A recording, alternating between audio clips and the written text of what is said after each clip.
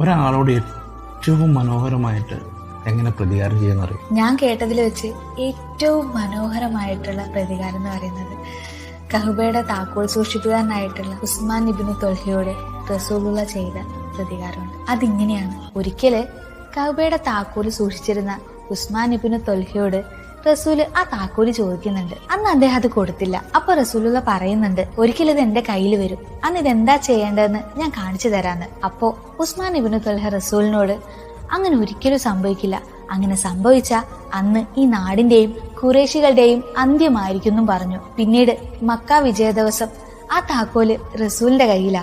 റസൂല് ആ താക്കോല് ആരുടെ കയ്യിലാണ് കൊടുക്കാന്ന് അറിയാൻ വേണ്ടിയിട്ട് അവിടെയുള്ള എല്ലാവരും ആകാംക്ഷരായിട്ട് കാത്തിരിക്കുന്നുണ്ട്.